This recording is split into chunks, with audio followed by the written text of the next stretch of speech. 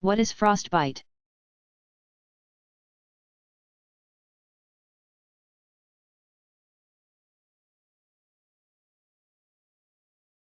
Frostbite occurs when people are exposed to cold temperatures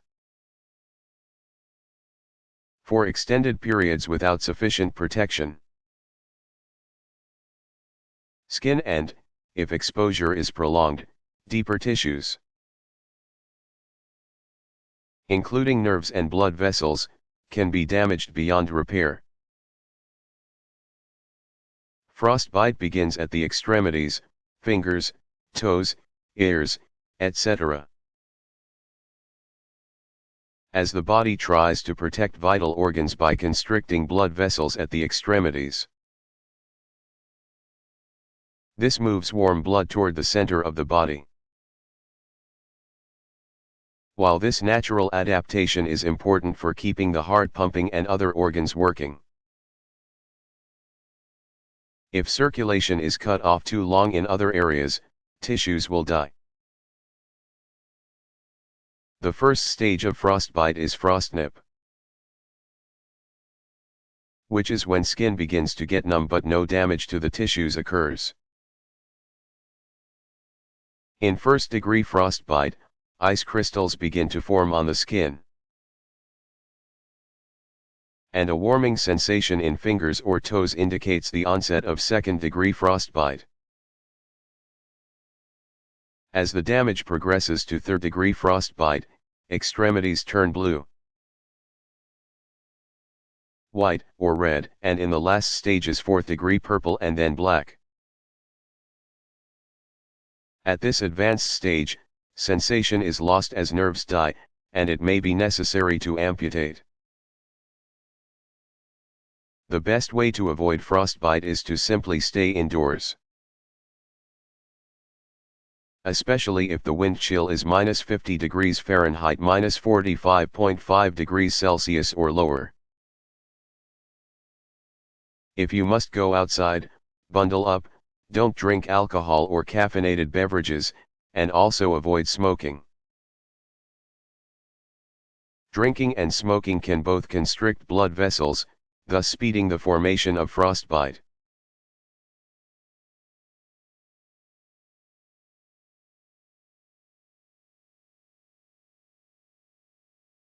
What is a smog alert?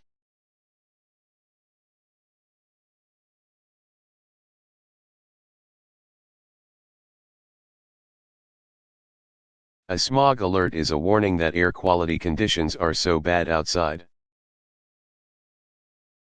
that physical exertion outdoors may lead to respiratory discomfort. For people suffering from asthma, severe smog alert conditions could lead to asthma attacks and even hospitalization. An orange level or above reading in the air quality index is cause for a smog alert to be issued.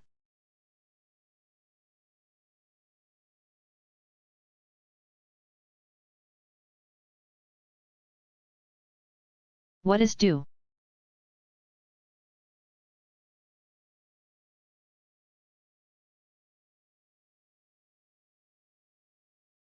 Dew is water vapor that has condensed onto cool surfaces. Usually, this happens overnight as air temperatures cool, and then the dew evaporates as the day progresses.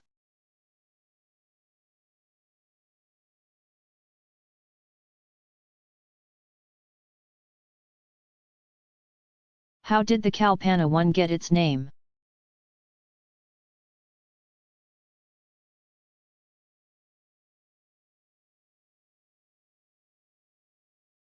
India's Kalpana 1 satellite was originally called the METSAT, meteorological satellite.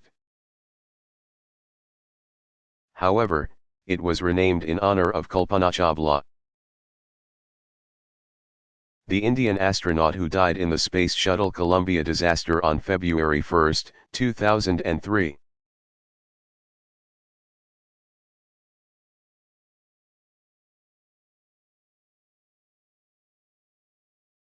Which continents have the highest and lowest average elevations on the planet?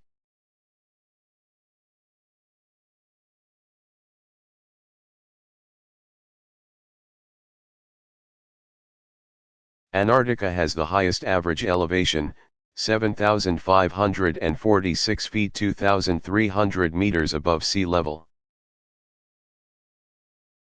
Much of which is due to the permanent glacial ice.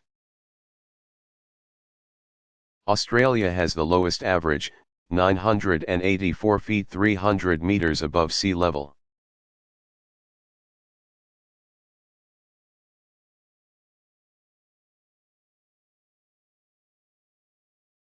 How is me scattering different from Rayleigh scattering?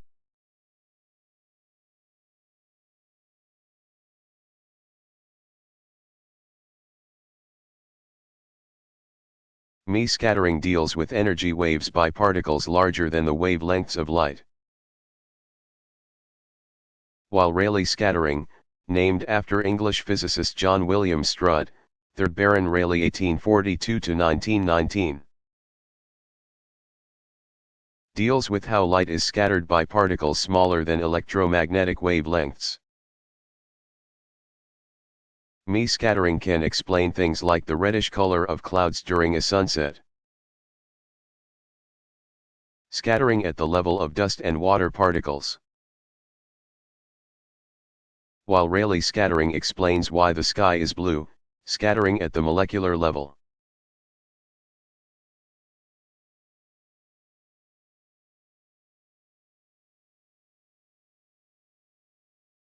Is there weather outside the solar system?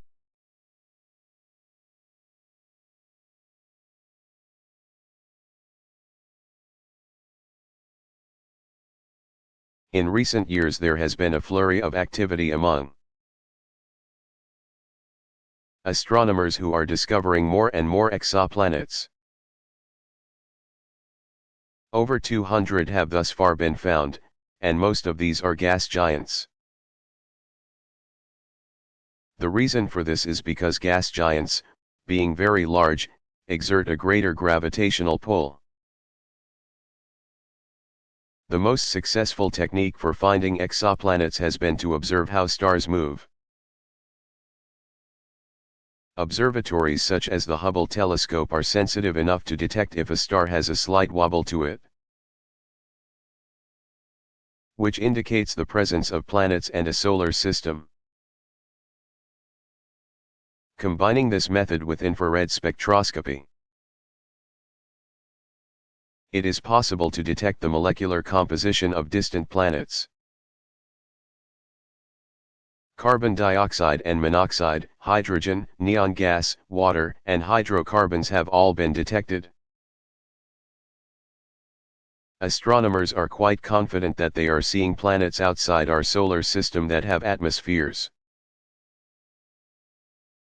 And they speculate that some may have life-supporting liquids and gases.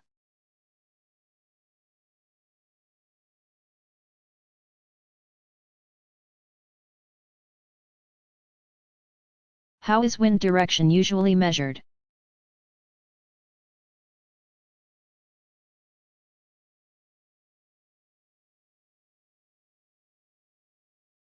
A wind vane is the common instrument used to discover wind direction. Wind vanes look like windmills mounted on a pole that allows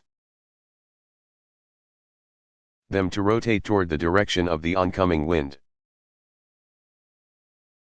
Historically, wind vanes have often come in decorative models, often with a rooster or some other farm animal mounted on the top.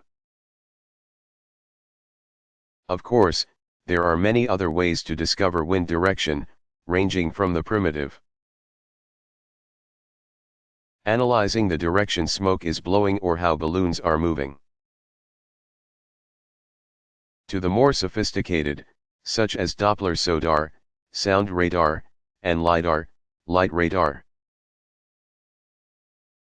Gyroscopes and GPS devices mounted in airplanes can calculate airspeed by comparing the indicated speed to the actual distance covered, i.e., the amount of thrust from the airplane's jets or propellers may be slowed or sped up, depending on whether winds are blowing with or against the plane.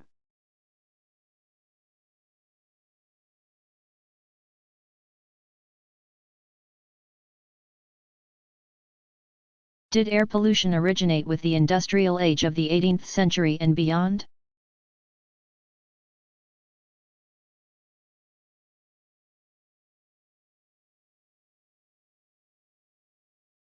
No.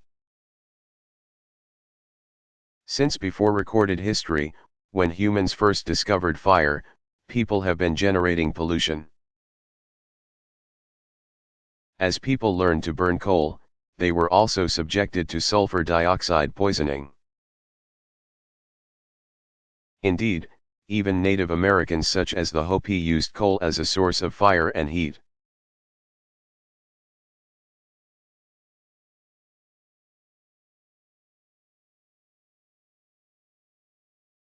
What petition have thousands of scientists signed that says that global warming is not caused by people?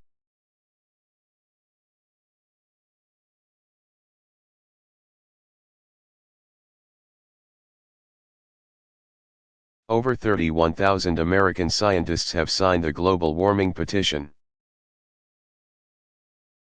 which states that global warming is not caused by human activities, that there are actually many benefits to having a warmer planet, and that the United States should continue to reject the Kyoto Protocol. Looking at trends in such areas as ocean temperatures, solar activity, glacier shrinkage, and severe storm events.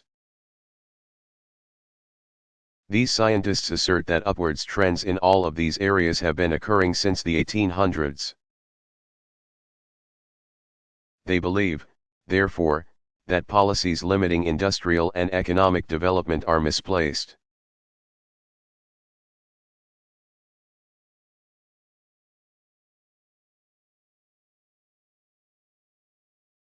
What causes a tornado?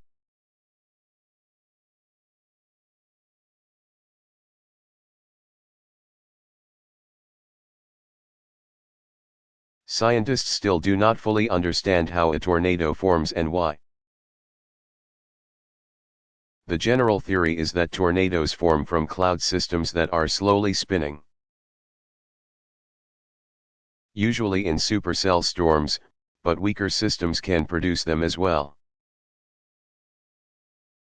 The current belief is that a mesocyclone within a storm system is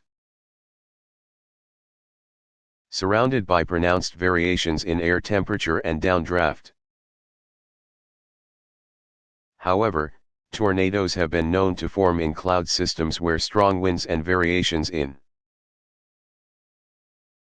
temperature do not exist. Once a funnel begins to form, however, it can gain speed and strength in much the same way as ice skaters gain rotation speed as they pull their arms close to their bodies.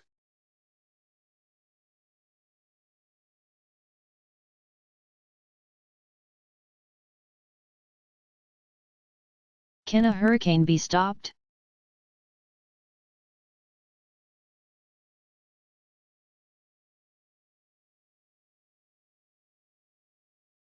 For all practical purposes, no.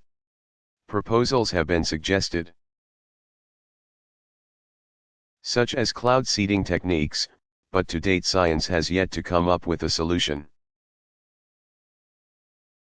During the 1950s, the U.S. federal government launched the Storm Fury project, which was an effort to dump silver iodide crystals near the eyes of hurricanes. The theory was that the seeding would generate a secondary eye in the storm, which would then hamper or even cause the original eye to collapse. Several experiments were conducted in 1961, 1963, 1969, and 1971, but while sometimes the results seemed promising, the data was inconclusive. Hurricane Esther, in 1961, appeared to be weakened by as much as 30% through seeding. But there was no proof that the storm didn't just weaken all by itself. The government gave up the project in the 1970s, and while private companies have continued some of this research. Most meteorologists believe that there is just no practical way to destroy a hurricane. The problem seems to be the fact that, for it to work, cloud seeding requires supercooled water. But hurricane clouds contain insufficient supercooled moisture.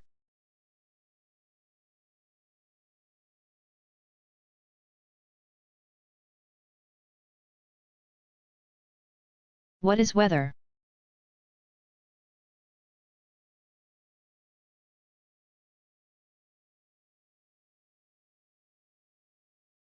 Weather is defined as the state of the atmosphere at a given location and over a relatively short period of time.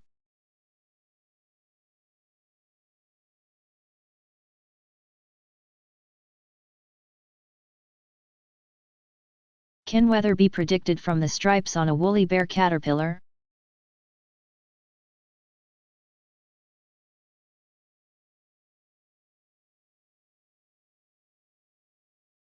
It is an old superstition that the severity of the coming winter can be predicted by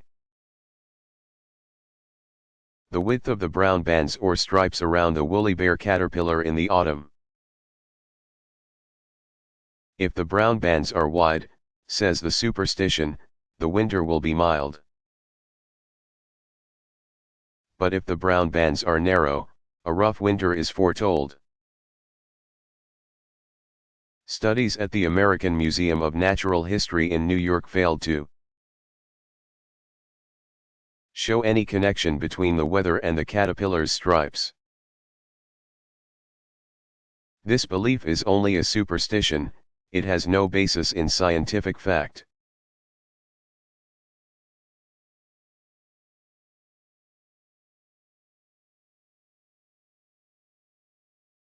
What is meant by a trace of precipitation?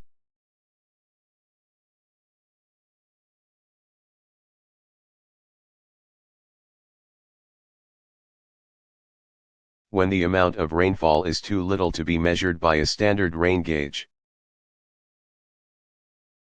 the precipitation is labeled a trace.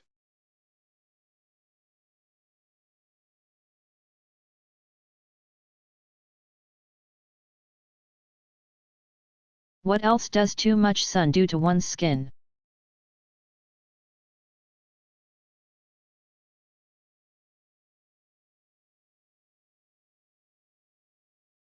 Besides increasing the risk of skin cancer, melanoma,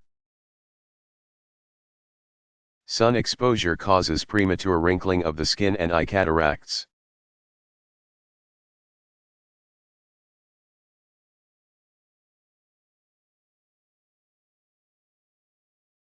What is an aurora?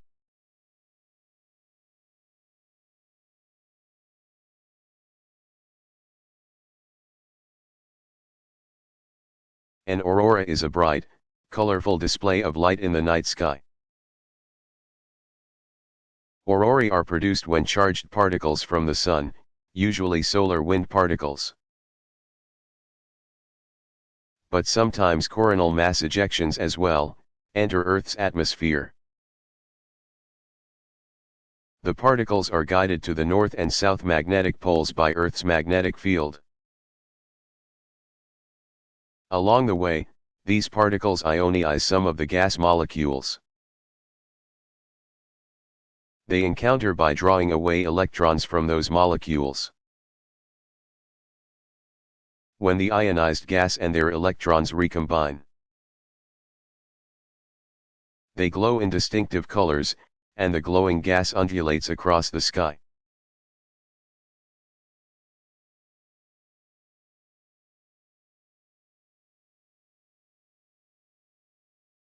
Why do flash floods kill so many people?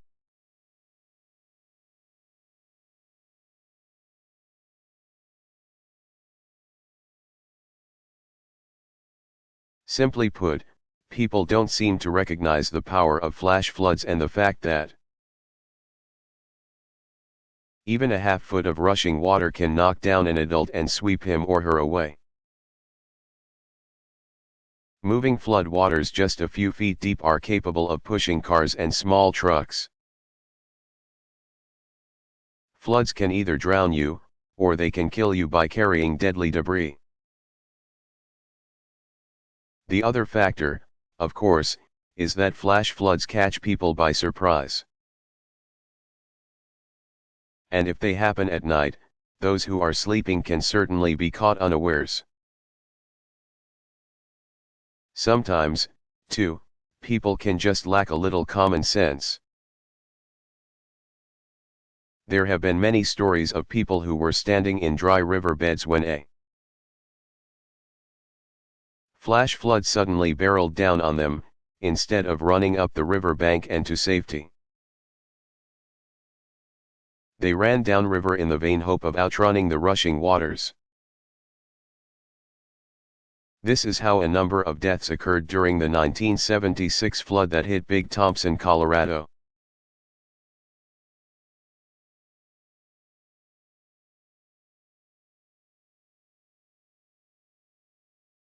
What is the largest known meteorite to strike Earth in the past 100 million years?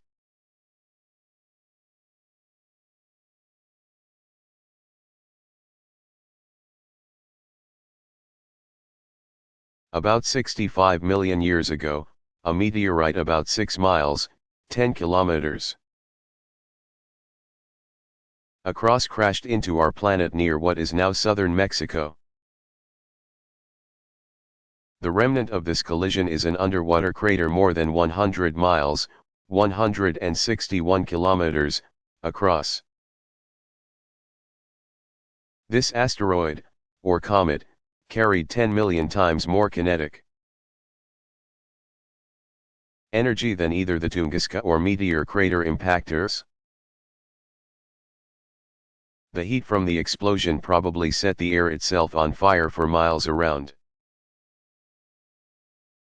It threw so much of Earth's crust into the atmosphere that it blocked most of the sun's light for months.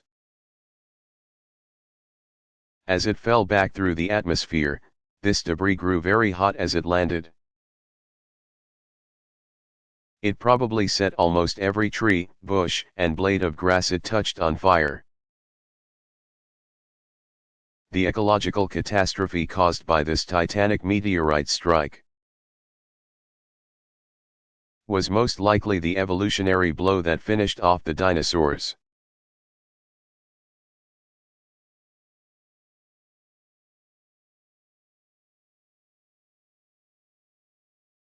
When do thunderstorms occur?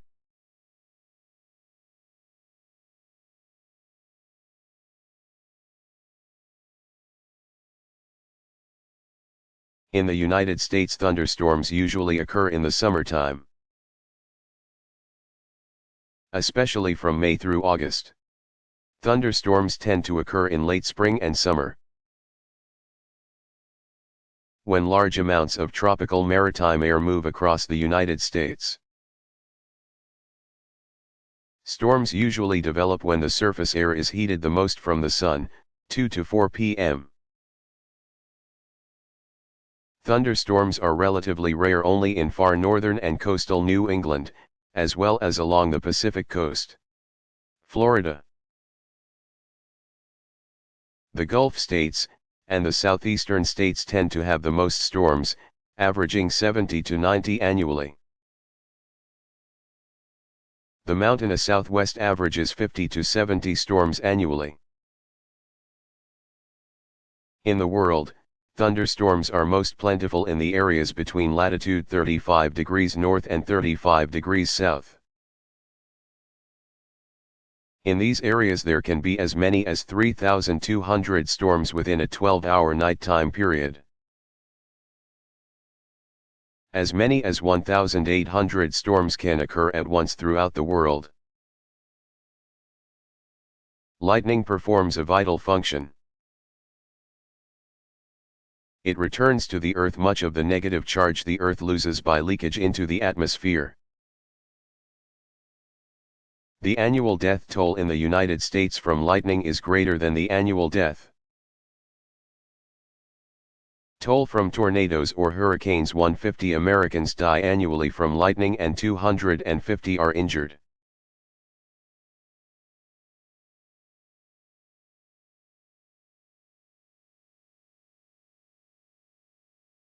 Do ocean currents affect coastal weather?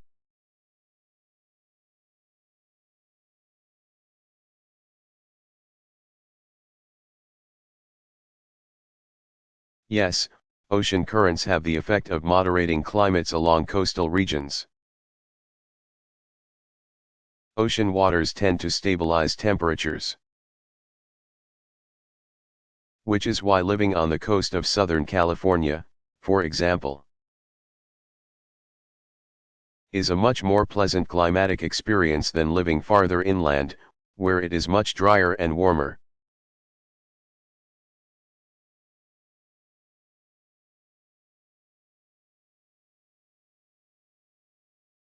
Why was tornado forecasting once banned in the United States?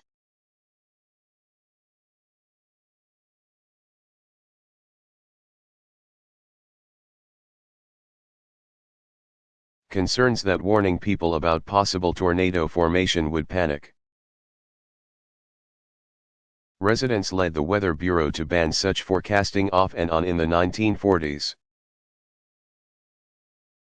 As meteorology improved and tornadoes became somewhat less terrifying in their ability to appear suddenly, the ban was lifted in 1950.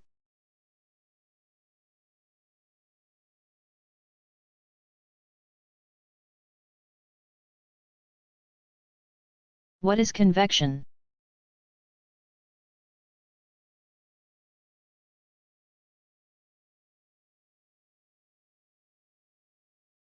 Convection is the transfer of heat vertically through the atmosphere via a liquid medium, e.g. water droplets.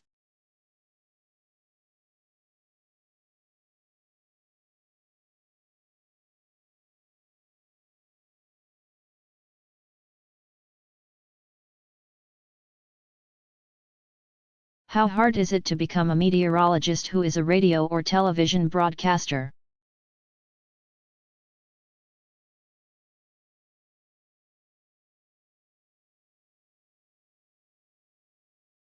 If your goal is to specifically become a television weatherman or weatherwoman, then, ideally,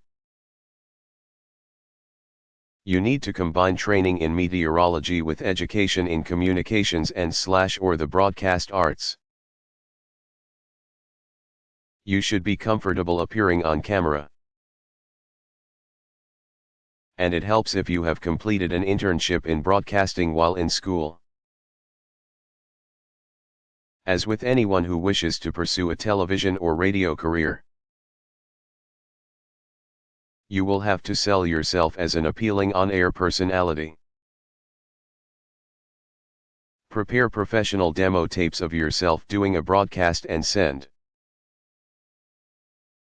these to news directors at the stations for which you wish to work. You should prepare yourself to start at the bottom of the career ladder, which means working shifts in the very early morning or very late evening hours, as well as working for low pay in a town or city that has a small market.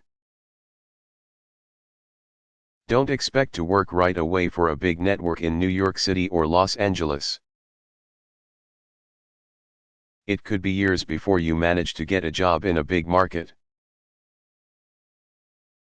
And in the meantime you will likely move frequently while you search for better and better opportunities.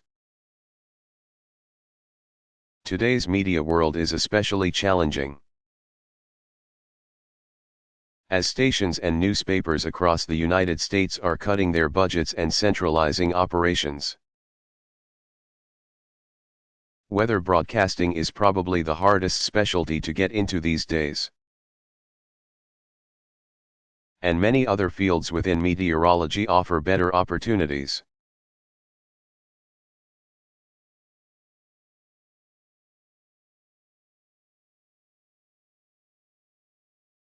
Are there ways I can anticipate a tornado?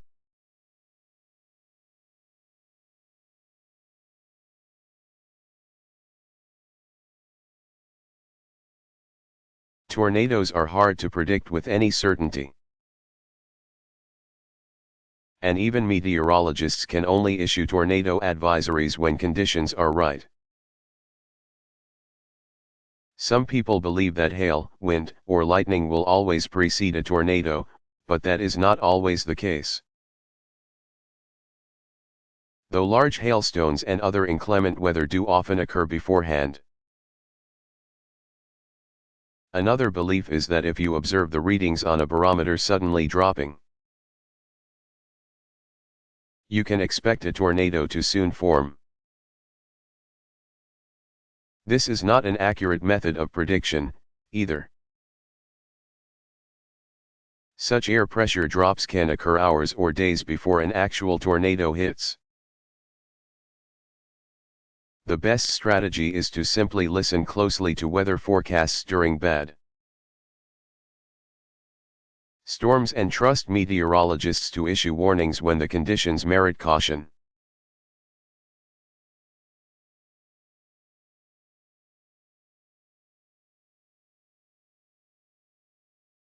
What is a Campbell-Stokes recorder?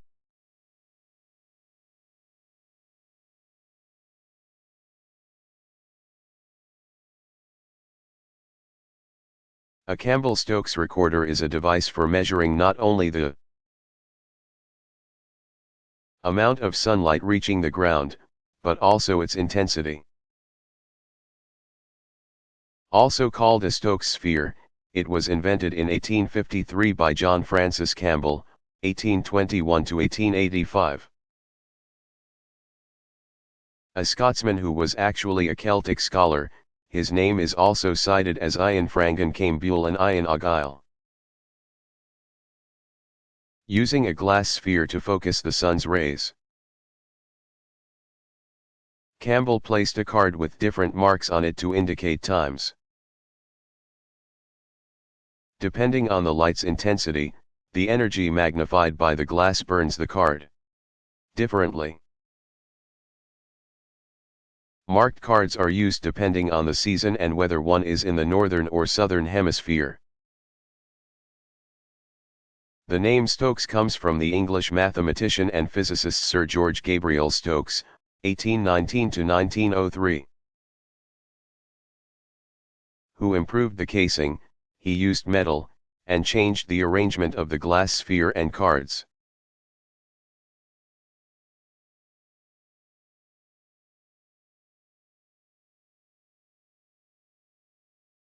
How many people died as a result of the subsequent failure of the levees and flooding after Hurricane Katrina struck?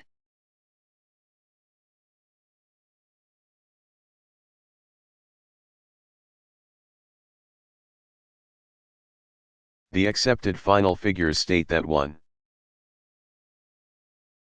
836 people lost their lives following the landfall of Hurricane Katrina.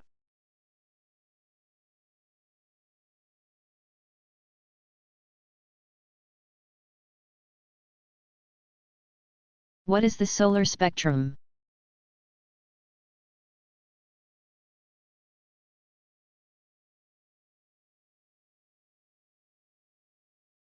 The solar spectrum is what results when the sun's light is broken up by raindrops,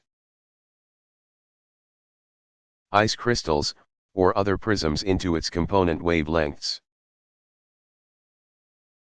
The shorter wavelengths are in the blue, indigo, and violet spectrum, while the longer wavelengths appear as red, yellow, and orange colors to the human eye.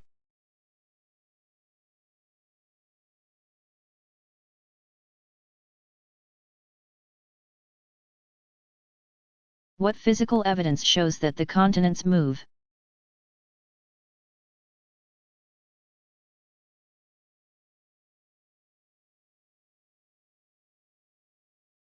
Scientists have gathered plenty of evidence that shows the continents move over time. For example, the shape of the continents and their fit was determined by Sir Edward Bullard in 1965. He did not cite the usual continental shapes we see. but he measured the real edge of the continents, the continental slope, an area that shows a much better fit at the 6,560 foot 2,000 meter depth contour than at the shorelines of continents. Other scientists matched the continental geology on either side of an ocean. For example, the mountain belts of the Appalachians and the Caledonides are relatively similar geologically, as are the sedimentary basins of South Africa and Argentina. Another way to prove that continents move over time includes paleontology, in which similarities or differences of fossils on certain continents indicate a match. For example, there are similar Mesozoic-era reptiles in North America and Europe, a time when scientists believe those two continents were joined together. Similar Carboniferous and Permian flora and fauna are found in South America, Africa, Antarctica, Australia, and India.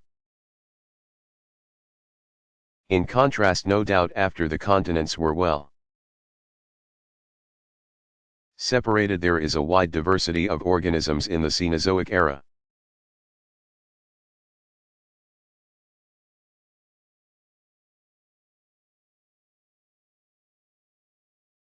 What is clear ice?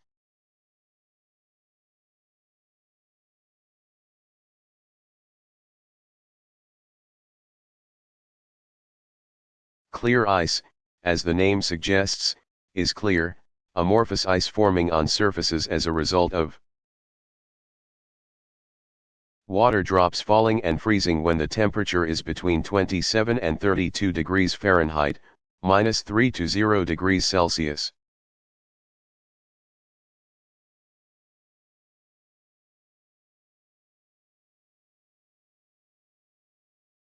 What are the consequences in the United States when there is an unusually cool summer?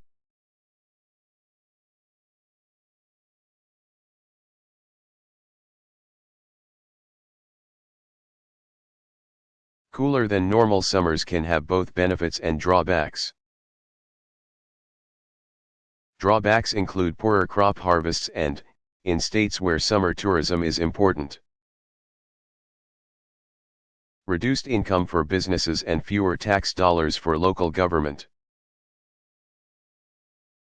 People tend to run their air conditioners less, as well, which is good for the environment but hard on utility companies trying to maintain a profit. Meanwhile, consumers save on utility expenses. As one might guess, incidents of heat stroke and dehydration are reduced and hospitals see fewer patients stricken by these problems.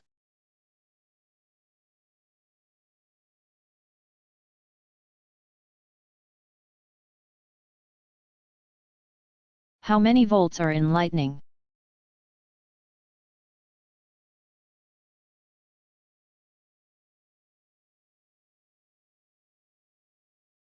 A bolt of lightning discharges between 10 and 100 million volts of electricity. An average lightning stroke has 30,000 amperes. How long is a lightning stroke? The visible length of the streak of lightning depends on the terrain and can vary greatly. In mountainous areas, where clouds are closer to the ground, the flash can be as short as 300 yards, 273 meters, whereas in flat terrain, where clouds are higher above the ground, the bolt can measure as long as 4 miles, 6.5 kilometers. The typical length is about 1 mile, 1.6 kilometers. But streaks of lightning up to 20 miles, 32 kilometers, have been recorded.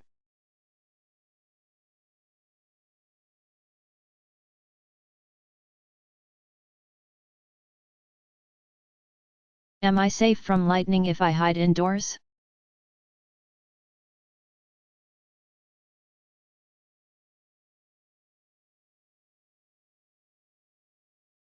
Well, you are generally safer to stay indoors, but not 100% safe. Most people who are struck by lightning are injured when they are outside.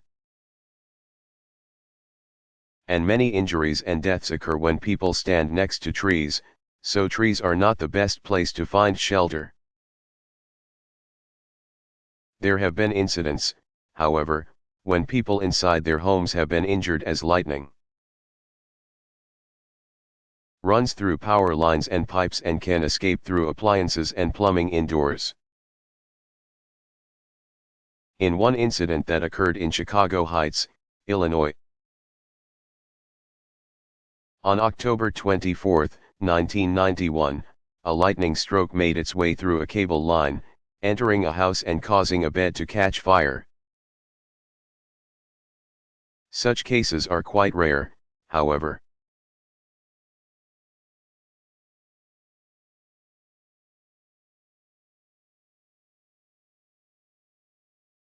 Who was named the United States' first official meteorologist?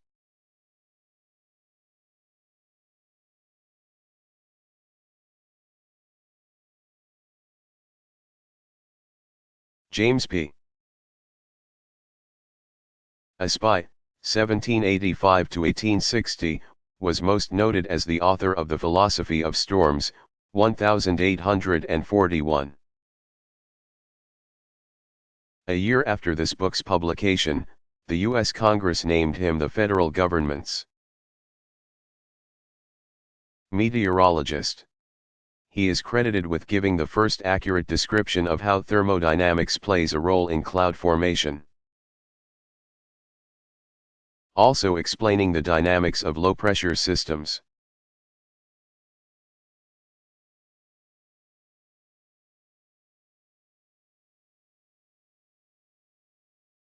Why are there so many discrepancies in the world records of weather?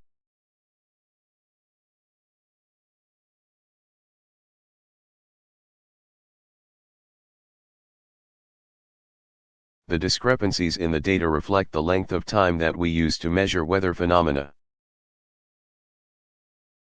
Some records were set by observing the weather over decades. Others only occurred during the span of a few years or months, or even hours or minutes.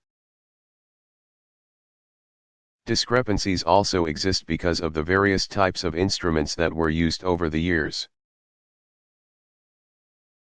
and how they were exposed to the elements.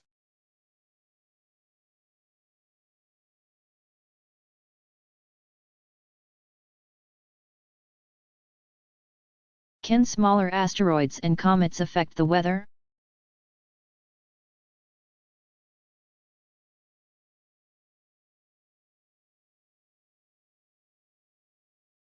Certainly. It doesn't take a huge impact for an extraterrestrial body to influence the planet's delicate weather balance. Smaller impacts could still throw up a considerable amount of dust, comparable to a large volcano exploding. It doesn't take a very large asteroid to do the trick, either. Scientists now estimate that the object that hit Tunguska, Russia, may have been as small as 65 feet, 20 meters, in diameter. But an asteroid or meteorite doesn't even have to hit the Earth to affect our weather. In 2005, scientists announced that asteroids burning up in the atmosphere leave behind trails of micron-sized particles that could increase cloud formation, increase precipitation, and cool temperatures.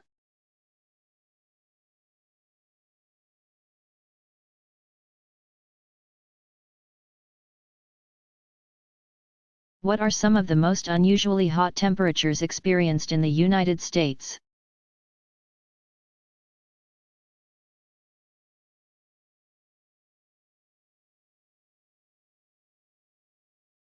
People sometimes fret about global warming when they experience an unusually warm day in winter or early spring. But very warm days during colder months are not unheard of and have been recorded since at least the early 20th century. For example, some atypical January temperatures include 84 degrees Fahrenheit 29 degrees Celsius in Los Animas, Colorado. In 1916, 79 degrees Fahrenheit 26 degrees Celsius in Choteau, Montana. In 1919, and 82 degrees Fahrenheit 28 degrees Celsius in Indianola, Nebraska. In 1894. More recently, in January 1997, Zapata, Texas, had a record 98 degrees Fahrenheit 36.7 degrees Celsius, and on March 31, 1998, Baltimore, Maryland, reached 97 degrees Fahrenheit 36.1 degrees Celsius, and Concord, New Hampshire, saw 89 degrees Fahrenheit 32 degrees Celsius. Probably the hottest December day recorded in North America was in La Mesa, California, which saw the thermometer climb to 100 degrees Fahrenheit 37.8 degrees Celsius.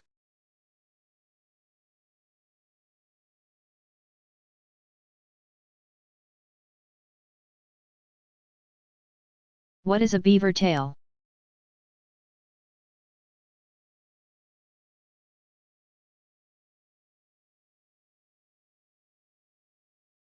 A beaver tail is a colorful name for a broad, flat, descending cloud that can be seen during some rainstorms. Beaver tails usually form outside any areas of falling precipitation, and they tend to swirl inward toward a wall cloud.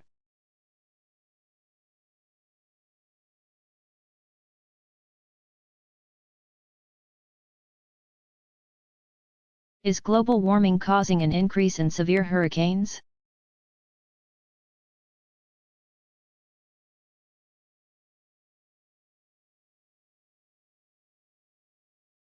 A 2005 Massachusetts Institute of Technology study estimated that because global warming is increasing ocean temperatures, hurricane frequency and intensity has increased by about 45% from just a few decades ago. In the 1970s, for example, the average hurricane season saw 10 hurricanes develop in the Caribbean area. By the 1990s, that number had increased to 18 annually. Hugh Willoughby, a researcher for Florida International University, has also asserted that hurricanes are getting stronger and more frequent.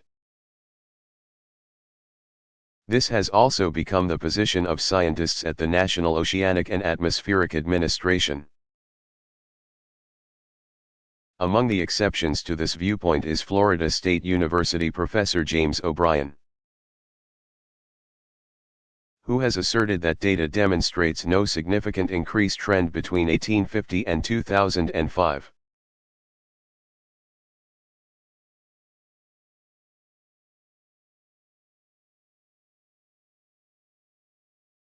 What are glaze and rime?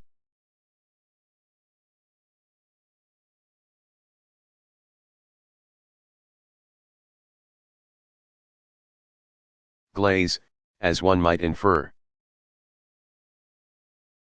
is the result of freezing rain or drizzle falling onto surfaces and forming a sheet of ice.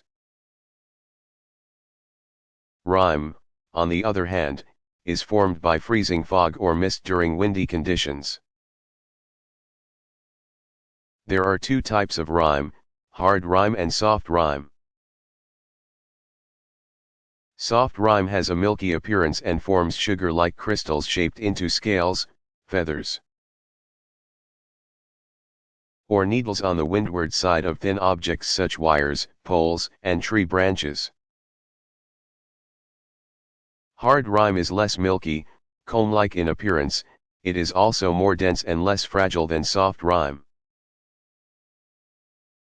Hard rime can form in windy weather when the temperature is between 18 to 28 degrees Fahrenheit. -2 to -8 degrees Celsius, and humidity is 90% or more. While soft rime can occur in similar conditions, but when the temperature is below 18 degrees Fahrenheit -2 degrees Celsius.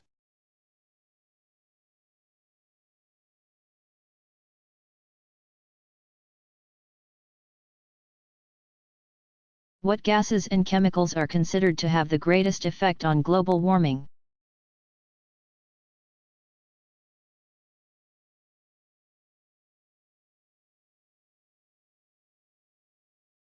Anything that increases carbon dioxide, CO2, levels is a risk factor in heating up the planet. In addition to CO2, methane gas, CH4, and chlorofluorocarbons, CFCs, are culprits in global warming. Methane, from livestock, coal mining, and also natural sources like peat bogs and termites decomposing wood, is actually 25 times more effective in holding heat within our atmosphere. And CFCs are 20,000 times more efficient than CO2. Methane gases during the 1990s were rising at an annual rate of about 0.8%. From 1997 to 2007, however, methane levels stabilized. And scientists believed that a balance had been reached between production of methane gas and its rate of dissipation in the atmosphere. In 2007, however, a sudden spike in methane levels was noted. Especially in the northern hemisphere, for reasons not well understood. Theories include the idea that global warming increased methane production from wetlands bacteria, i.e., the result of melting permafrost, especially in Siberia, or that the amount of O hydroxyl free radical, which breaks down methane, is decreasing in the atmosphere. Today, the amount of methane in the air is more than twice what it was before the Industrial Revolution. About 1,775 parts per billion versus about 700 parts per billion. The current rate of increase for methane is about 10 parts per billion annually, which is considered a significant spike. Meanwhile, because of government regulations, CFC levels have been steadily decreasing in the atmosphere, which is particularly good news for the ozone layer.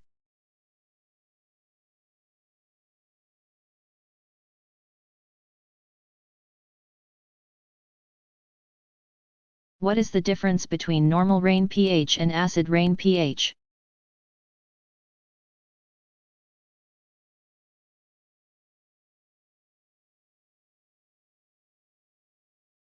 The normal pH of rainwater is 5.0 to 5.6, while acid rain has a pH of about 4.3, compared to distilled water, with a neutral pH of 7.0. Natural rainwater is slightly acidic because of dissolved carbon dioxide, which actually makes it similar to club soda without the bubbles. Under some conditions, such as after dust storms, rain can become more alkaline. And volcanoes can add sulfur to clouds and contribute to acid rain. One extreme example of the latter happened in 1783, when Iceland's Loki volcano erupted and spewed so much sulfur into the air that acid rain killed the island's crops and polluted the air over Europe.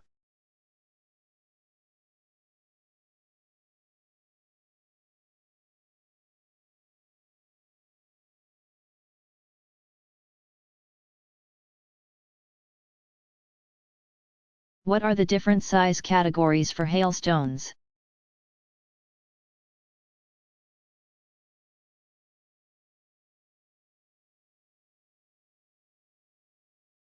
In the United States, the following terms are used to describe the size of hailstones in weather reports. The actual sizes of the hailstones often don't match up to their supposed similes.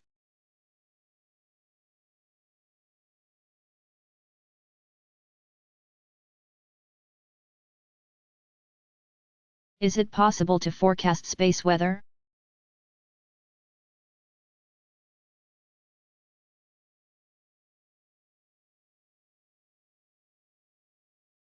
By understanding past solar activity patterns and comparing them to current observations. Astronomers can make some rough predictions about possible upcoming geomagnetic storms. This type of forecasting is important, so that warnings may be issued concerning dangers to orbiting satellites and other space missions, as well as the risks posed to electric power grids on Earth.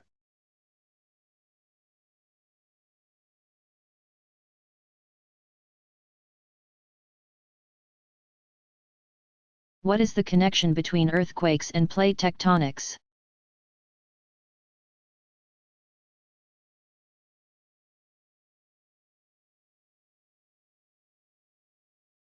Only the lithosphere has the strength and brittle behavior to fracture in an earthquake. And as lithospheric plate boundaries push, pull apart, or grind against each other, earthquakes occur.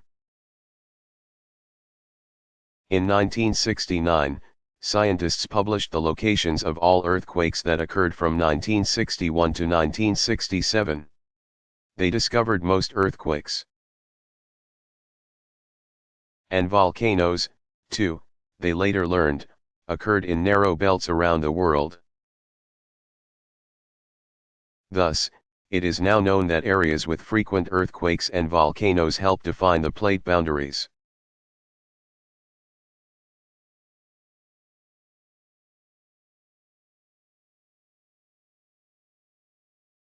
What is a willy-willy?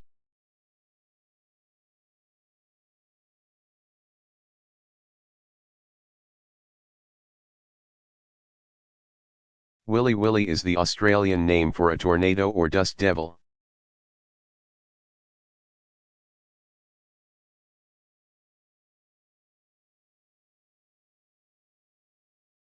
What is a state climatologist?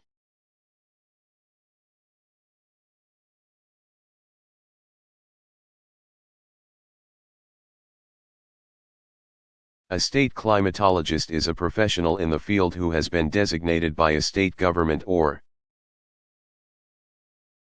agency of the state as the state's official climatologist. They must also be recognized by the National Oceanic and Atmospheric Administration and by the Director of the National Climatic Data Center.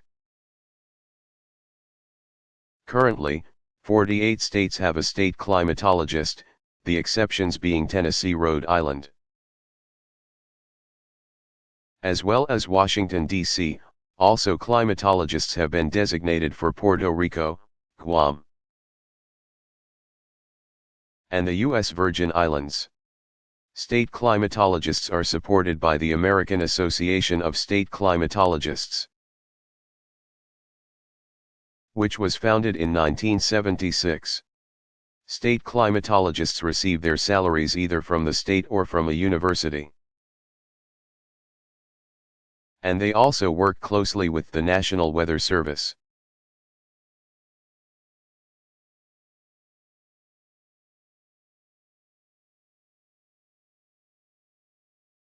What was the first satellite used for monitoring the weather?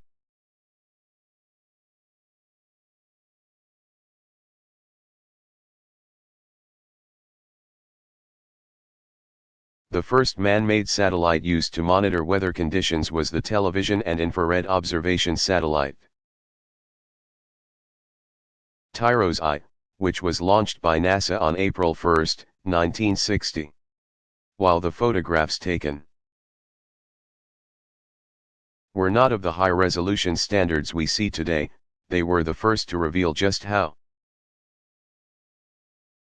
clouds and storms can be remarkably well organized, a fact that surprised meteorologists at the time. Tyro's eye's other groundbreaking accomplishment was to spot a previously undetected tropical storm near Australia 9 days after its launch. Australians along that country's east coast were thus the first people, thanks to modern technology, to get a heads up that a strong storm was approaching.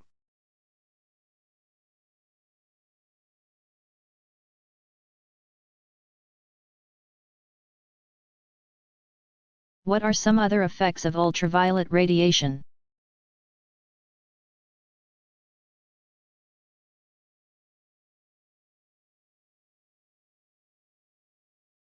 Small amounts of ultraviolet, UV,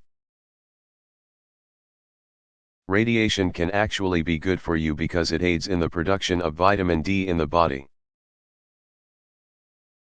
However, you only need about 10 to 15 minutes of sunlight exposure a day to get this benefit. Not getting enough sunlight leads to vitamin D depletion, which can lead to depression and other symptoms in humans and is indeed a chronic problem in populations located in northern and extreme southern climates. Besides the risks of cancer, especially melanoma, overexposure to UV radiation can cause cataracts or inflammation of the cornea, snow blindness. If exposure is not too long, the eye can heal itself from this inflammation. But prolonged exposure could lead to permanent blindness. Cancer of the eye is also a possibility. It is also believed that too much UV radiation weakens immune systems. Those studies are still being conducted to more fully understand this health risk. Interestingly, it has also been found that in areas where ozone levels are lower and more UV radiation penetrates to ground level, certain construction materials such as wood and some plastics degrade at a higher rate than normal.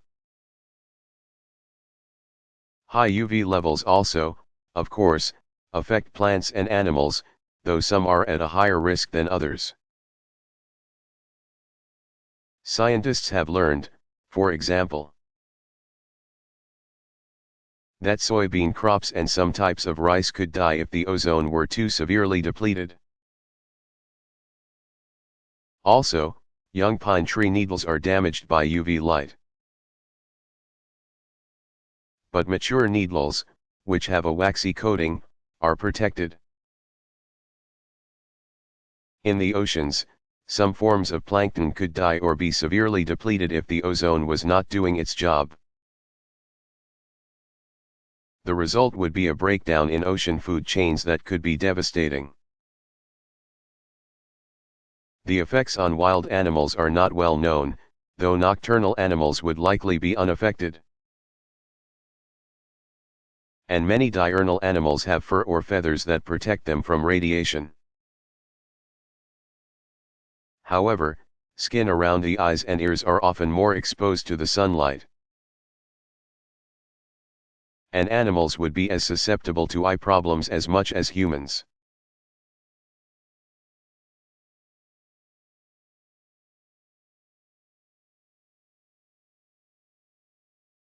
Why do people live in floodplains?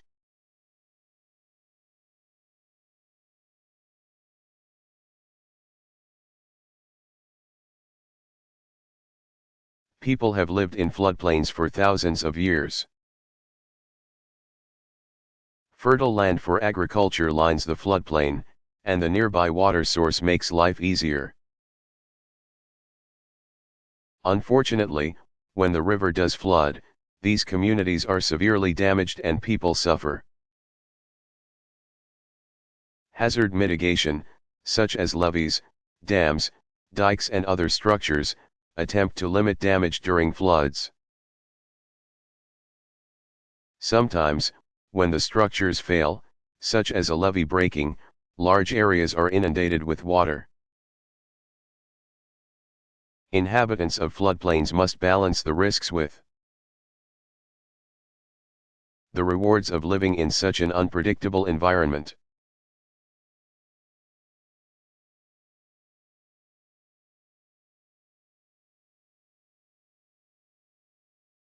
What is NOAA Weather Radio?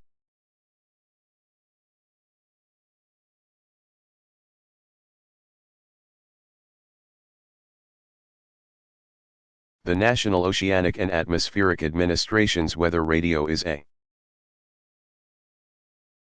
24-hour-a-day broadcast of weather conditions throughout the United States. About 90% of the lower 48 states are covered, including its territories. Working in conjunction with the Emergency Alert System and the Federal Communications Commission, as well as other federal, state, and local officials, weather radio also broadcasts warnings about other hazards, such as earthquakes and tsunamis, or environmental accidents, oil or chemical spills. For example, and public service announcements like Amber Alerts about missing children.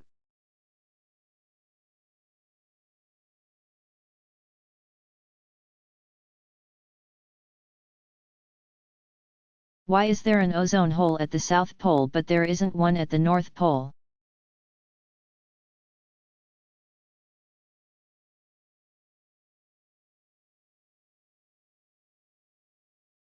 The harmful chemicals that destroy the ozone layer have to be carried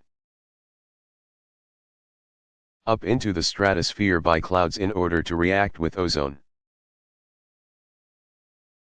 The land mass at the South Pole, Antarctica, creates the necessary weather conditions for this to happen.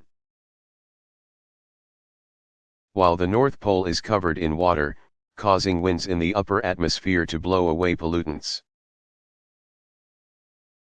The bad news is that some scientists fear that increasing levels of pollution may result in a hole in the ozone at the North Pole in about 20 years.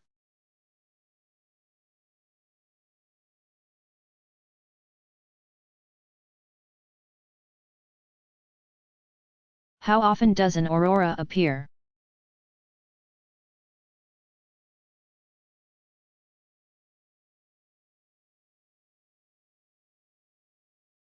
Because it depends on solar winds and sunspot activity, the frequency of an aurora cannot be predicted.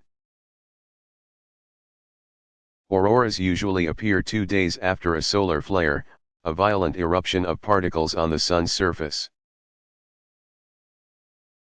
and reach their peak 2 years into the 11-year sunspot cycle.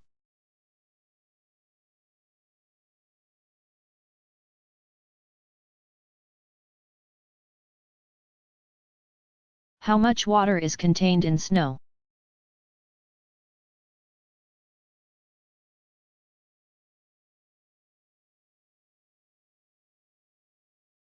Depending on conditions and as anyone who has had to shovel snow can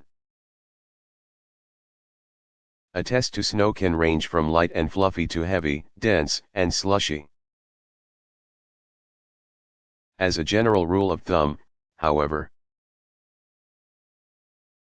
every 10 inches of snowfall that accumulates on the ground would equal about an inch of rain if it all melted.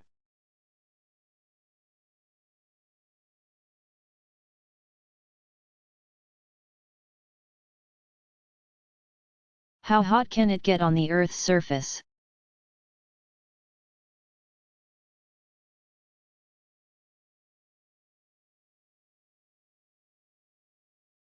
Temperature records used by meteorologists and reported in weather broadcasts refer to air temperature. The surface of the Earth, however, can get much hotter than the record 120s and 130s degree F. high 40s to high 50s degrees C, that are usually considered the extreme. Soil temperatures can actually rise about 180 degrees Fahrenheit 82 degrees Celsius. And the surface temperature in Death Valley has been measured at a hellish 200 degrees Fahrenheit 93 degrees Celsius.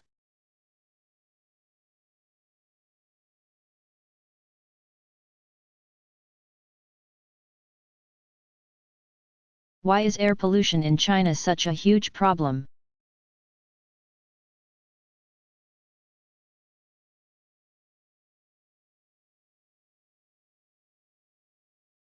In recent years, China has been experiencing an unprecedented economic and industrial boom. Cities are growing, manufacturing, with the exception of the onset of a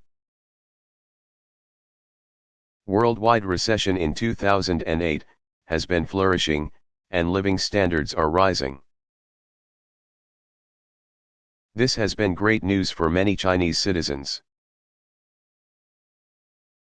But it has come with a cost, a huge environmental problem. Although China has many environmental regulations on the books, it has had tremendous problems enforcing them. The result is that the country is probably the most polluted on the planet. With only India as a rival in this infamous area. The air quality in about 2/3 of the cities is considered unhealthy for people. Acid rain is damaging crops, and life expectancy rates are dropping because of pollution-related health issues. The Chinese government is not unaware of this shameful problem. And the country made news in 2008 when it hosted the Olympic Games. Heavy restrictions were placed on auto traffic and factories so that the air would be clear enough that the athletes would not be sickened by the smog.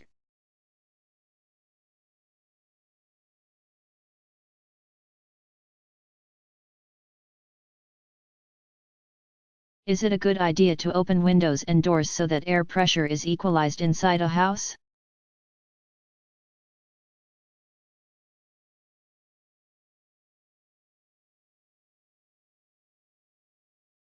There is a long-standing myth that when a tornado is near a home it lowers the air pressure outside so much that the higher interior pressure in a house will cause it to explode. This is not true. Tornadoes damage and rip apart houses simply by virtue of wind speeds and the debris they blow about. Opening doors and windows increases the possibility that flying objects will enter the home and possibly hit those hiding inside.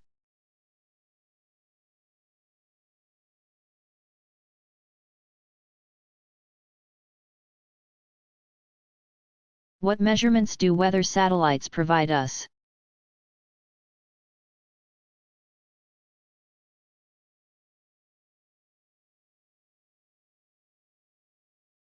Early weather satellites transmitted images of clouds and could also take infrared IR readings, which allowed for weather monitoring both day and night. With IR sensors, satellites can detect temperature readings, which can also indicate cloud elevation. Modern satellites are capable of many other observations, as well. Detailed images of not only clouds, but also land and sea surfaces and temperatures. Provide scientists with information about fog, snow, rain, ocean currents, haze, air pollution, ozone levels, soil moisture levels, airborne dust, and even volcano and forest fire activity. Satellites are also used to take surveys of agricultural activities and vegetation growth.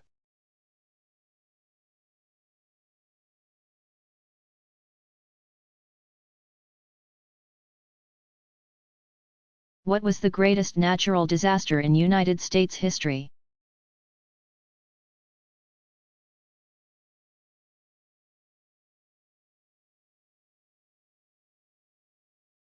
The greatest natural disaster occurred when a hurricane struck Galveston, Texas, on September 8, 1900, and killed 8,000 to 12,000 people. However, the costliest national disaster to date was Hurricane Katrina, which hit the Gulf Coast in August 2005, killing 1,800 people and causing $100 billion in damages.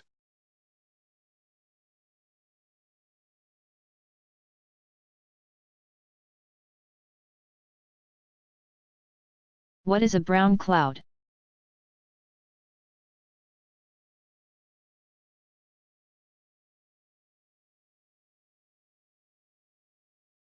The brown haze suspended over cities such as Los Angeles, Mexico City, and Cairo, Egypt, is sometimes referred to as a brown cloud.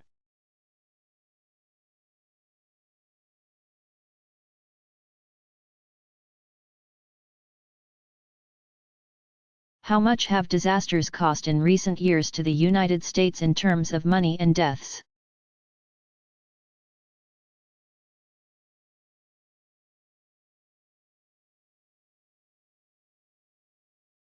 Since 1990, natural disasters have cost the United States about $540 billion and nearly 5,000 lives.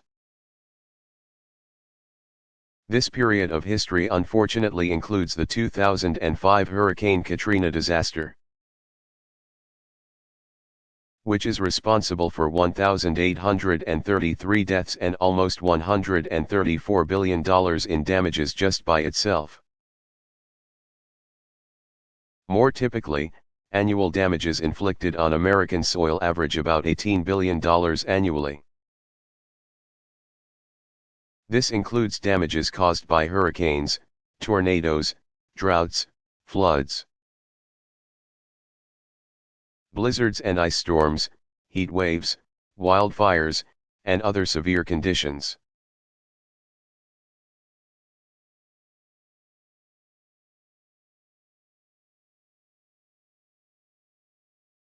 If I stand next to a tall object, will I be safe from lightning?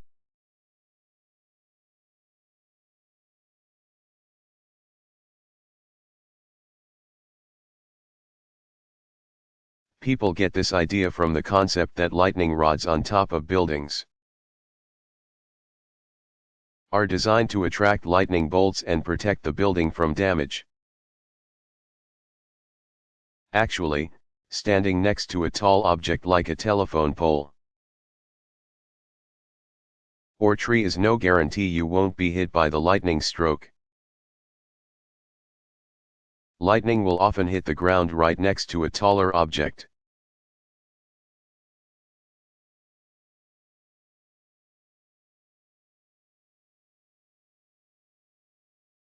What is light pollution?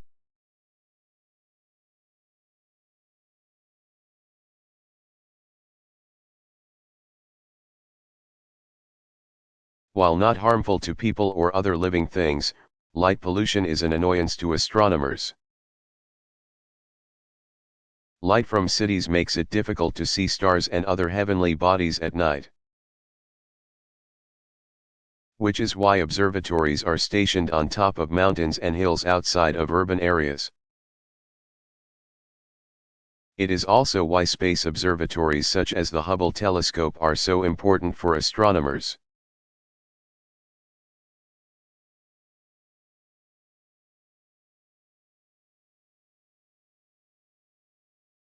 How fast does the solar wind travel?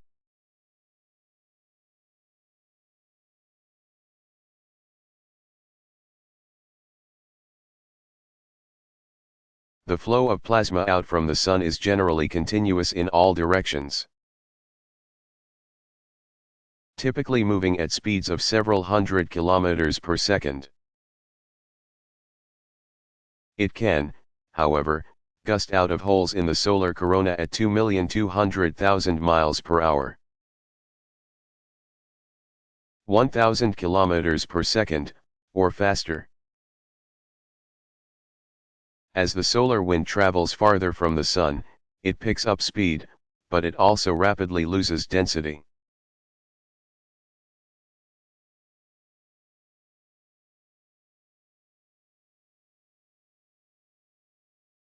What are the dog days of summer?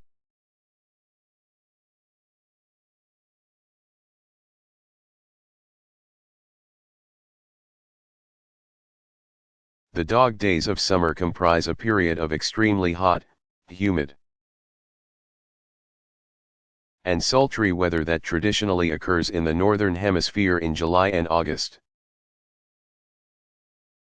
Traditionally, the days run from July 3rd through August 11th. The term comes from the dog star, Sirius, in the constellation Canis Major. At this time of year, Sirius, the brightest visible star in the sky, rises in the east at the same time as the Sun. Ancient Egyptians believed that the heat of this brilliant star added to the Sun's heat to create hotter weather. Sirius was blamed for everything from the withering droughts to sickness to the discomfort that occurred during this time.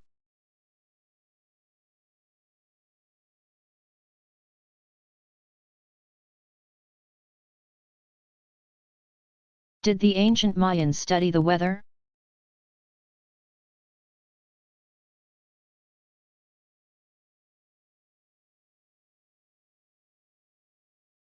Many people are familiar with the Mayans' interest in calendars and astronomy.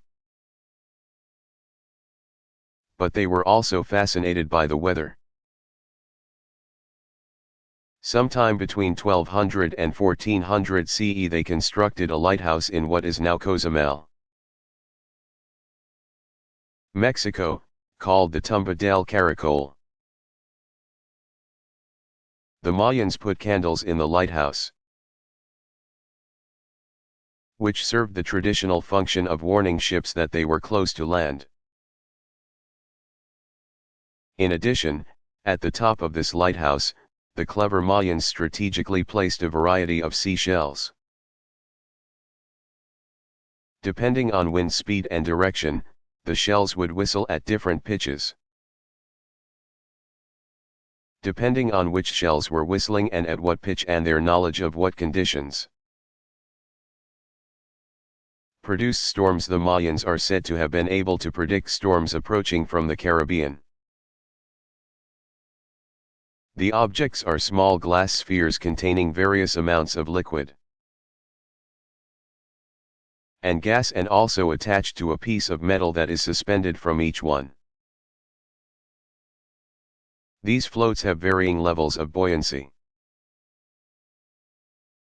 which could be finely adjusted further by changing the size of the piece of metal attached. Galileo understood that water's density changed with temperature, and so the buoys, distinguished by the color of the dyed fluid inside them, would rise or fall within the tube accordingly. You could tell the temperature based on which buoys were floating and which ones had sunk to the bottom of the tube. In 1610, Galileo replaced the water in the tube with wine, alcohol. Galileo's friend Sant'Orio 1561 to 1636, adapted the thermometer to measure body temperature in his medical practice.